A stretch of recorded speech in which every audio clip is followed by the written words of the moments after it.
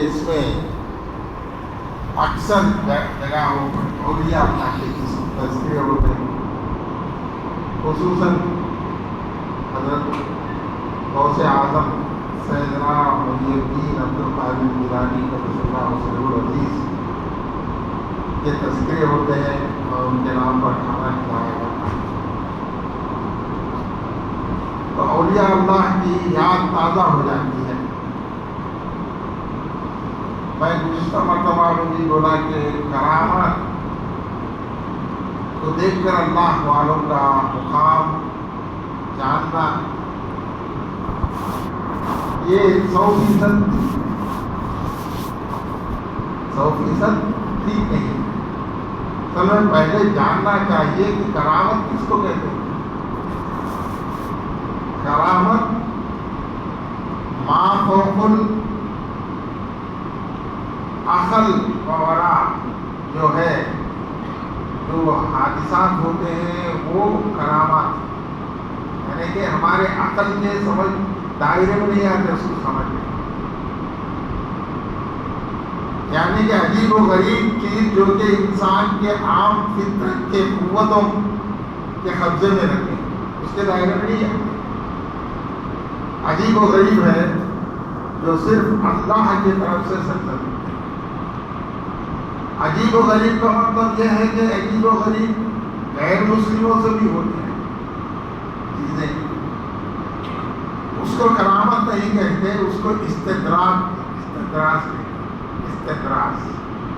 اگر کوئی غیر مسلم عجیب و غریب چیز کو پیش کر رہا ہے تو وہ اس کے روحانی قوت کے مطابق ہوگا، اور اس کو بھی منع نہیں کرتے ہیں بلکہ انکار بھی نہیں کرتے ہیں، بلکہ اس کو استدراج کا مقام دیا گیا، اس کی کوئی حقیقت نہیں۔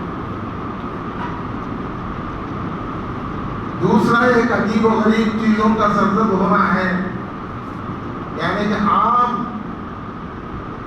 جو ہے نظام کائنات کے اصولوں کے خلاف ہو، نظام کائنات کے اصولوں کے خلاف کوئی چیز سرزد ہو جائے اس کو بھی کرامت کہتے ہیں۔ یعنی 3 قسم کے عجیب و غریب معاملات ہوتے ہیں، ایک مومن بندے کے ذریعے سے، ایک غیر مسلم کے ذریعے سے، دوسرے ما فوق نظام کائنات کے اصولوں میں۔ نظام کائنات کے ما فوق تو نہیں ہے بلکہ ان کے اصولوں کے خلاف ہمارے سمجھ میں نہیں آتا، ایسے چیزوں کو بھی کرامات کہتے ہیں، عجیب و غریب، لیکن وہ اصل میں کرامت نہیں ہے۔ کرامت صرف اللہ والوں کے ذریعے سے جو عجیب و غریب چیزیں سرزد ہوتے ہیں ان کو کرامات کہتے ہیں۔ کرامت حق ہے۔ کرامت کیا ہے؟ حق ہے۔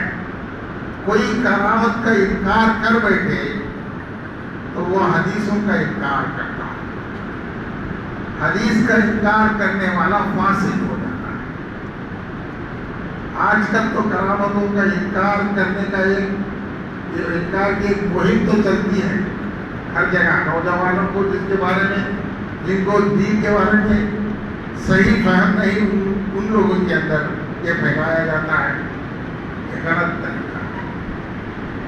اگر تمہارا عقیدہ نہیں ہے تو حدیث کے خلاف مت جاؤ، حدیث کے خلاف مت جاؤ، قرآن کے خلاف مت جاؤ۔ اگر تم کرامتوں کو انکار کرے تو قرآن کا بھی انکار ہو جائے گا، اور انبیاء سے جو عجیب و غریب چیزیں سرزد ہوتے ہیں ان کو موجودات کہتے ہیں۔ تو کیا کہتے ہیں؟ موجودات کہتے ہیں۔ اگر غیر نبی کے ذریعے سے ہو تو وہ کرامت کہلائے، وہ کیا ہے؟ کرامت کہلاتی ہے۔ اب کرامتوں کا انکار کر دیے تو قرآن کا انکار ہو جائے گا اور حدیث کا بھی انکار ہو جائے گا۔ جیسا قرآن میں حضرت مریم علیہ السلام، حضرت عیسیٰ علیہ السلام کی والدہ نبی نہیں تھے، ان کی کرامت یہ تھی کہ حضرت زکریا علیہ السلام آتے، ان کے حجرے میں دیکھتے کہ غیر موسم پھل وہاں، اللہ تعالیٰ غیر موسم کے پھل ان کو دے دیتا تھا حجرے میں۔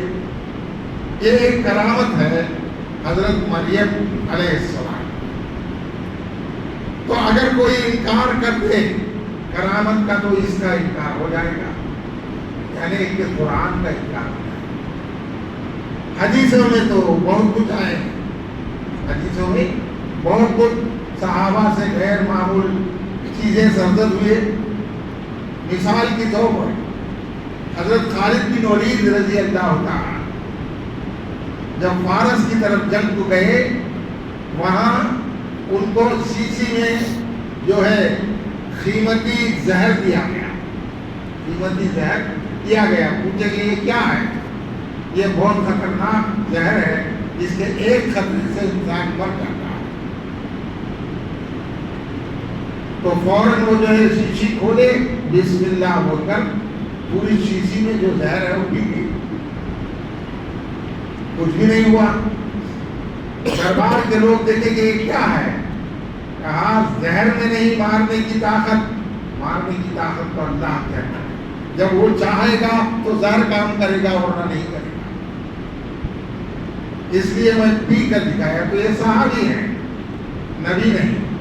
صحابی کے ذریعے سے بھی ایسے کرامات سرزد ہوئے ہیں، حدیث میں سینکڑوں کرامات جو صحابہ سے سرزد ہوئے ہیں۔ اب نبیوں سے جو کرامات یعنی عجیب و غریب چیزیں سرزد ہوئے، ان کو کیا کہتے ہیں؟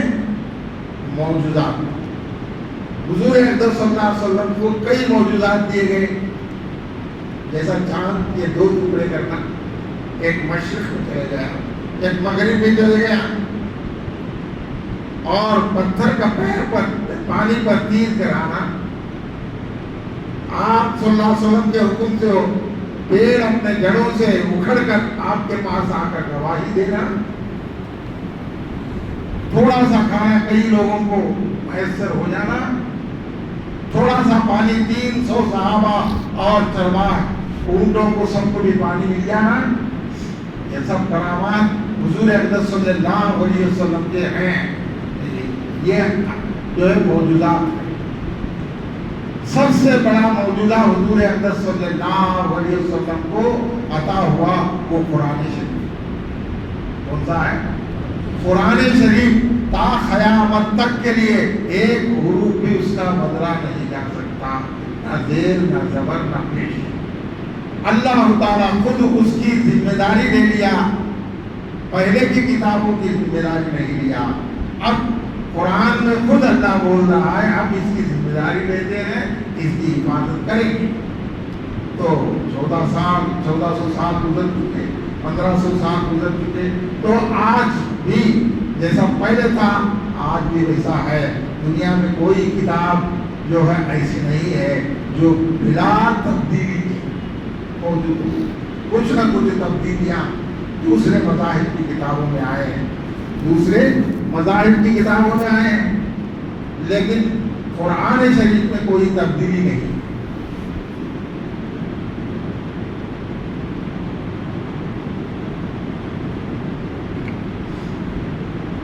کوئی اپنے فہم اور علم کے مطابق قرآن کے آیتوں کا ترجمہ کر لے سکتا ہے۔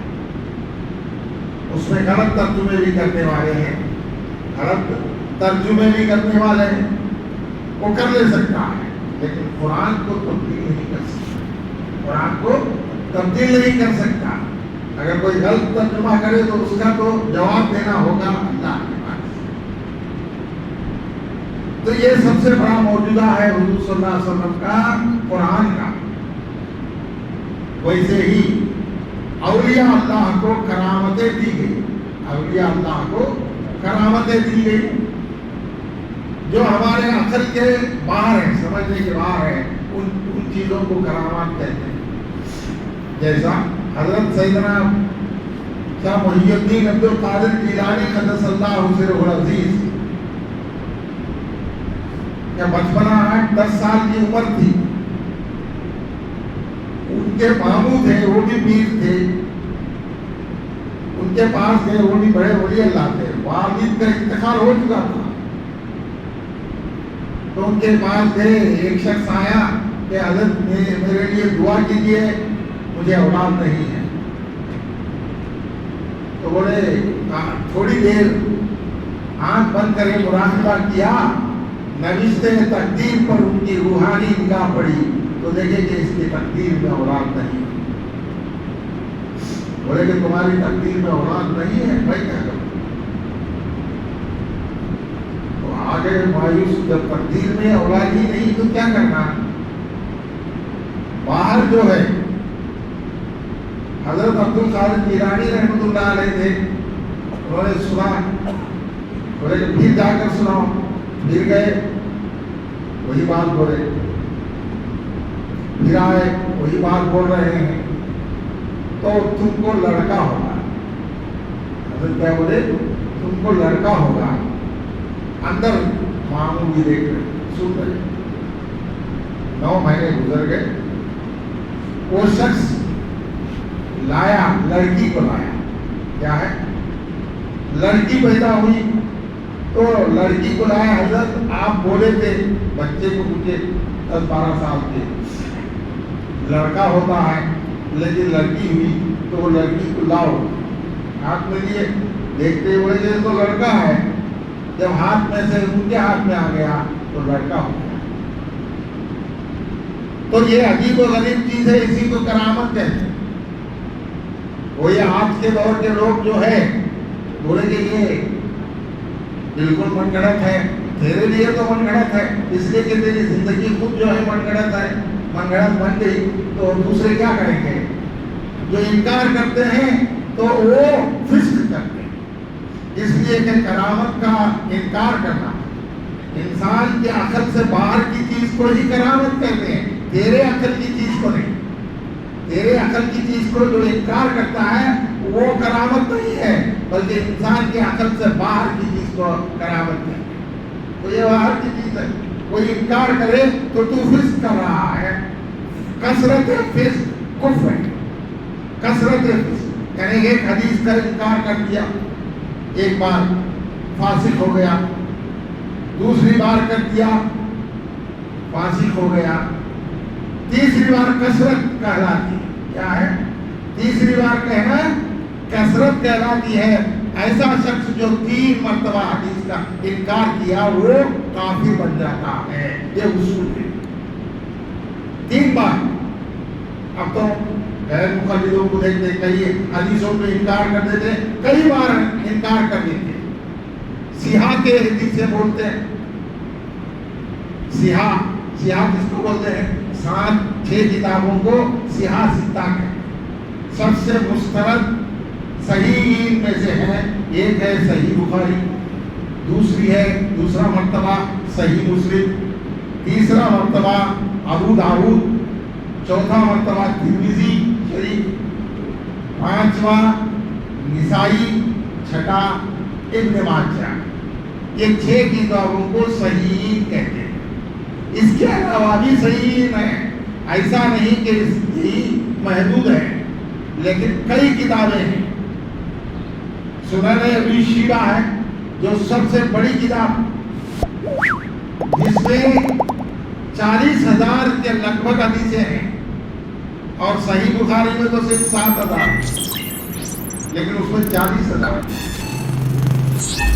اور ابن رزاق، عبداللہ ابن رزاق کی ہے. کئی چیزیں ہیں، کئی حدیث کی کتابیں ہیں، تحاوی ہے، حاکم، امام حاکم کی مستدرک ہے. کتنے کتابیں ہیں، ان کو یہ کتابوں کا نام تک معلوم نہیں. حدیث کون سی حدیث میں ہے، تو وہ حدیث کی کتاب کبھی چھیا بھی نہیں رہتا، کبھی زندگی میں پکڑا بھی نہیں رہتا. وہ بولتا ہے یہ حدیث ہے کیا، کبھی زندگی میں نہیں پکڑا ہوگا کسی حدیث کی کتاب کو. یہ جھالت کے طور پر بولتا ہوں، اس کو علم نہیں. جن کو علم نہیں وہ گمراہ کرتے بیٹھے. بہرحال حضور اقدس صلی اللہ علیہ وسلم کی امت میں جن کے ذریعے سے عجیب و غریب چیزیں سرزد ہوئے ان کو کرامات کہتے ہیں. کرامت حق ہے، کرامت حق ہے، تو اس کو مان لینا چاہیے. اگر نہیں مانا تو قرآن کا انکار ہو جائے گا. کرامت ہی نہیں بول دیا تو قرآن کا انکار ہو جائے گا. حضرت مریم کی کرامت بیکار ہو جائے گی. حضرت اصحاب کہف کی کرامت جو کہ 309 سال زندہ رہے وہ انکار ہو جائے گا. اس کا انکار تو قرآن کا انکار ہو جائے گا. کئی چیزیں ہیں, کئی چیزیں. اصحاب اخدود فرعون کا واقعہ قرآن میں ہے کہ جتنے بھی تیر مارتے ہیں لڑکے کو جو ایمان لایا تھا لگتے نہیں. تو بادشاہ بیزار ہو کر, وہ جادوگروں نے بیزار ہو کر پوچھا کہ بول کہ تو کیسا مرے گا. میں ایسا مروں گا کہ بسم رب کا, کیا بول رہا ہے, بسم ربی کا بول کر مارتی کہ میں مر جاؤں گا. تیر لگی, مارتے ہی تیر لگی. یہ کرامت ہے. آئندہ قوموں کے لیے ہدایت. قرآن کہتا ہے اگر تم انکار کرو گے تو اس کا انکار ہو جائے گا تو کافر ہو جائے گا. یہ سب معلوم نہیں کرامتوں کا انکار. ارے تجھے سمجھ میں نہیں آتی اسی لیے وہ کرامت. سمجھ میں آئی تو کرامت کیا عام چیز ہو جائے گی. بہرحال کرامت حق ہے, اس کو ماننا چاہیے. اگر کوئی یہ کہے کہ کرامت یہ نہیں ہے تو وہ کافر ہو جائے گا. کافر ہو جائے گا. پہلے فاسق ہوگا, کثرت سے انکار کرنے سے فاسق ہو جائے گا, کافر ہو جائے گا. بہرحال جتنے اولیاء اللہ گزرے ہیں ان سے کئی کرامتیں ظاہر ہوئی ہیں, لیکن ایک بات ذہن نشین کر لو, عجیب و غریب کرامتوں کا اظہار ہونا اولیاء اللہ کے مقام کے لیے دلیل نہیں ہے. کیا ہے؟ اولیاء اللہ کے مقام کے لیے دلیل نہیں ہے کرامت کا ظاہر ہونا. اگر ایک بھی کرامت کا ظاہر ہو, اگر وہ مجدد ہے, اگر وہ تجدیدی کام کیا ہے تو وہ ولیوں کا سردار بنے گا. اس سے ایک بھی کرامت ظاہر نہ ہو. تو اولیاء اللہ کی طبقات ہیں. اولیاء اللہ کے طبقات ہیں. ایک چھوٹے سے علاقے میں ایک قطب ہوتا ہے, چھوٹا ولی ہوتا ہے. ایک بڑے علاقے میں اس سے ترقی کر کر ابدال ہوتے ہیں جن کا ذکر قرآن میں ہے, حدیثوں میں ہے. اور اس سے ذرا ترقی کر کے خلندر بنتا ہے.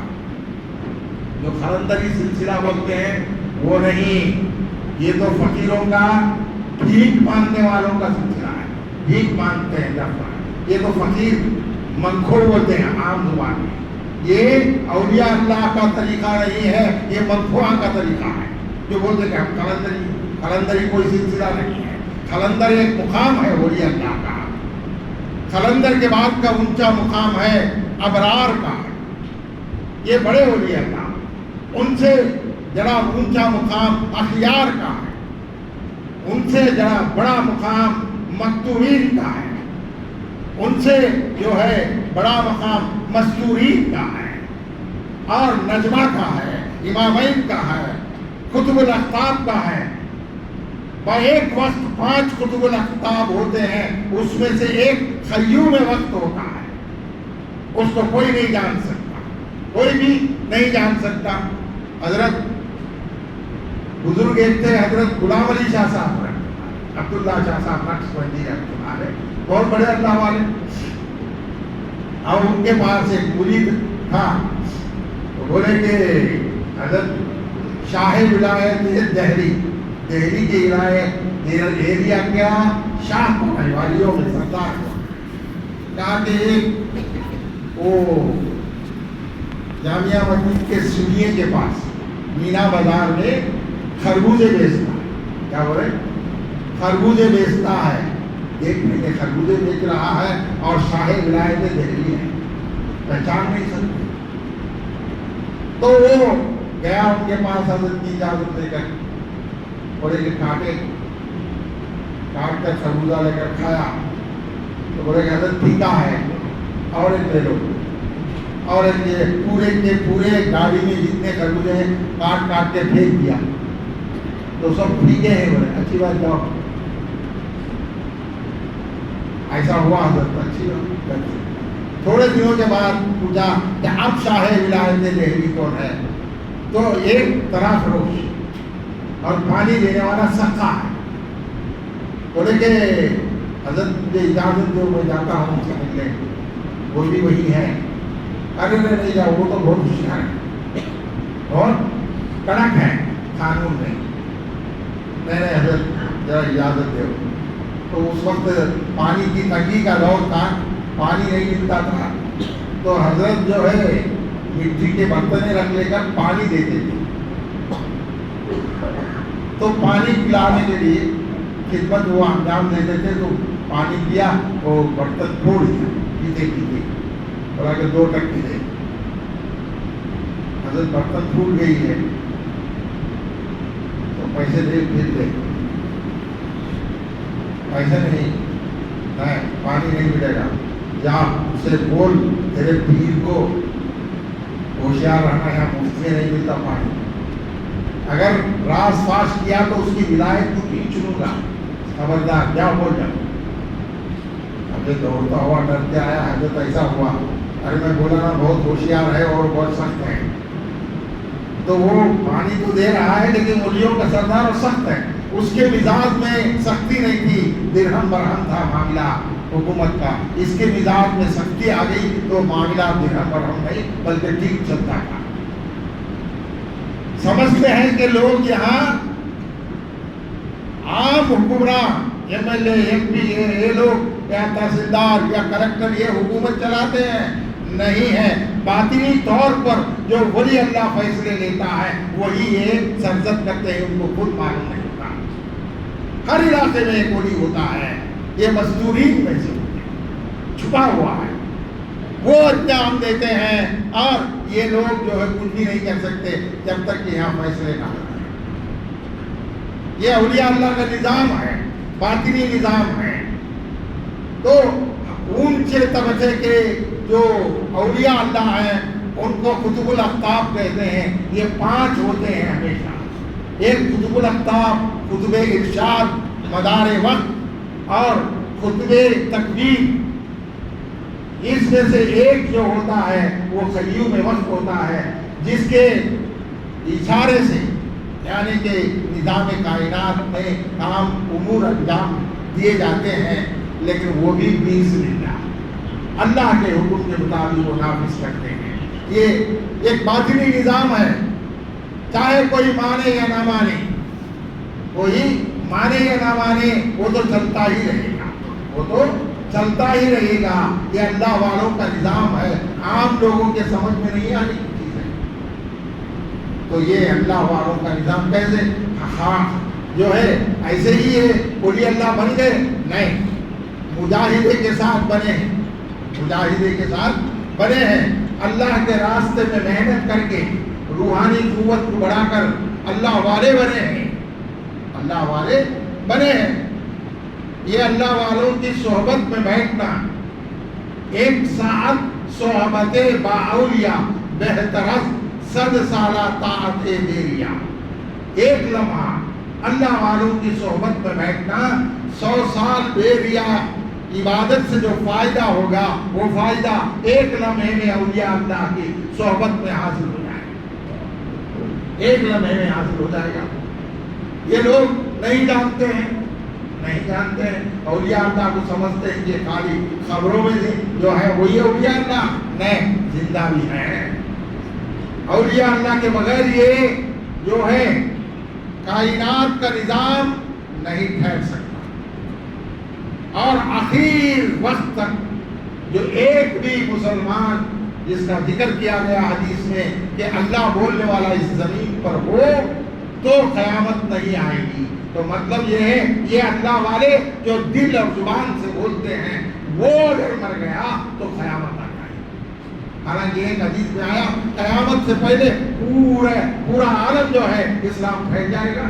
تو پھر مطلب کیا ہے, کیا ایک بھی نہیں بولے گا؟ بولے گا, لیکن دل اور زبان کو ایک بنا کر اللہ کو پکارنے والا ایک بھی اگر زندہ ہے تو قیامت نہیں آئے گی. اگر وہ بھی مر گیا تو قیامت آ جائے گی. یہ اللہ والوں کا نظام ہے, یہ اللہ والوں کا نظام ہے. یہ کیسے حاصل ہوگا؟ تو اللہ والوں نے تجربہ کیا اور اس کے مختلف قسم کے طریقے بتائے, مختلف قسم کے.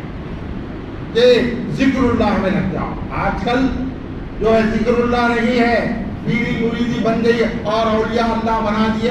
دنیا کی پوری ہوس دل میں ہے, دنیا کی پوری ہوس دل میں ہے. لوگوں میں ایسا جو ہے پرچار ہو رہا ہے کہ ولی اللہ کیسے ولی ہو سکتا ہے.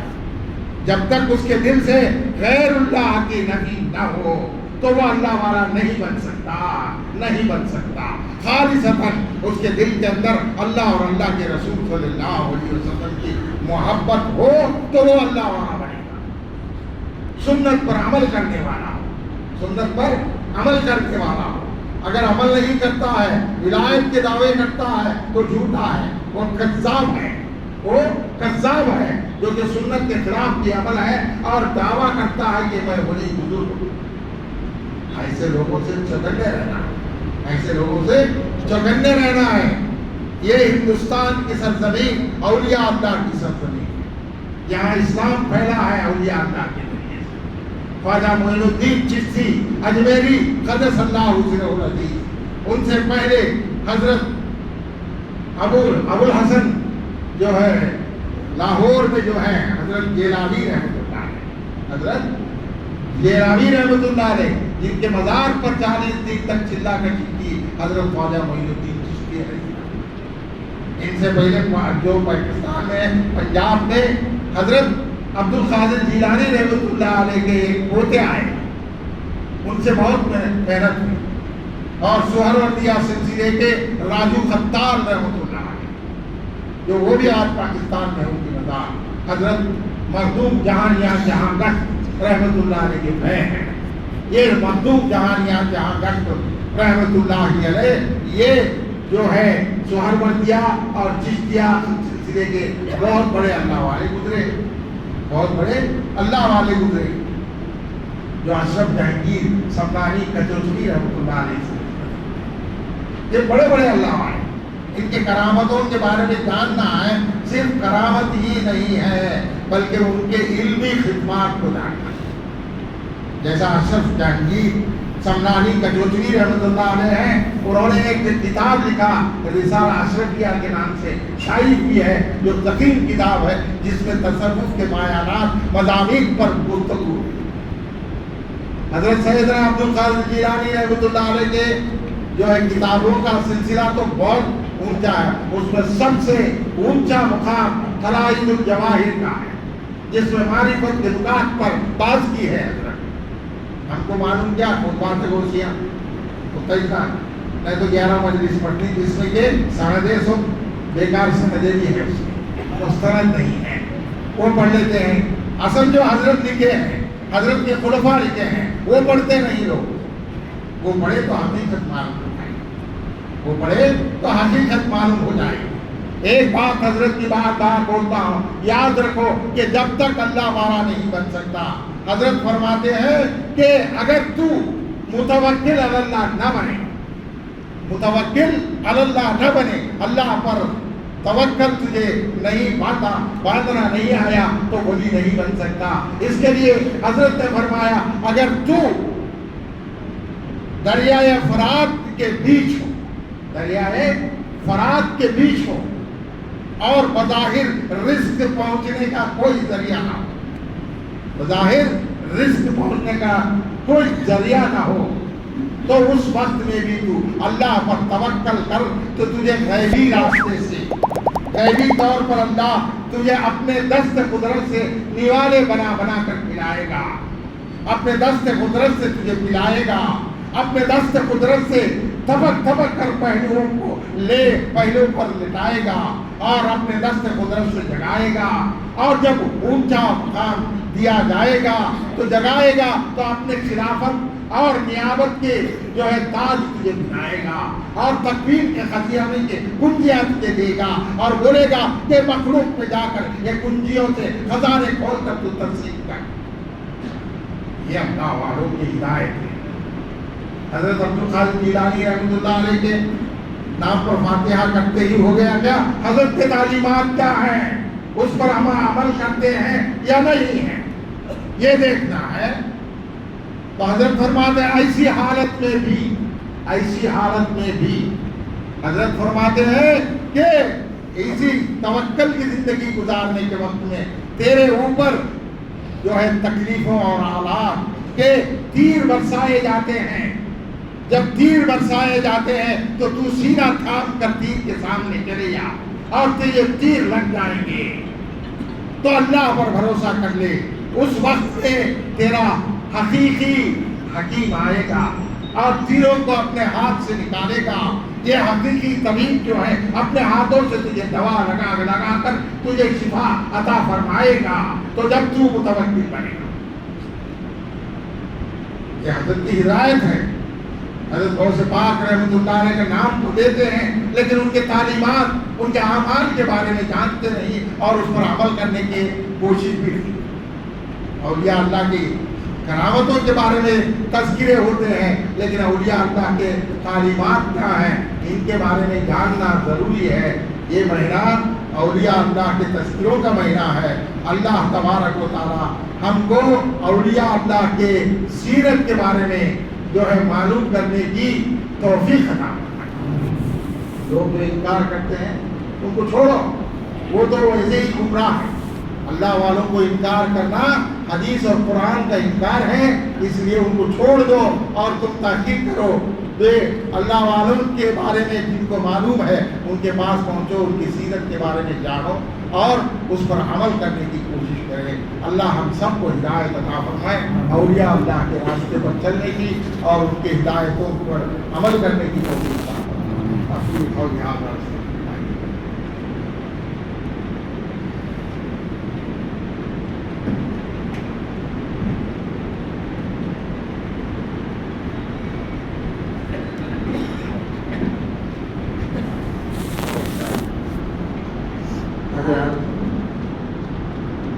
ضرور اعلان ہے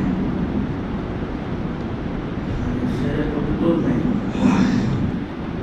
نعتوں کا پروگرام حضرت شاہ حسین رحمۃ اللہ علیہ کی آج رات کو تمام مسلم بھائی بہنوں کو خوشخبری دی جاتی ہے کہ آج کی رات یعنی جمعہ کی رات بعد نماز عشاء رات کے 9 بجے ایک شاندار پروگرام محفوظ شان مصطفیٰ صلی اللہ علیہ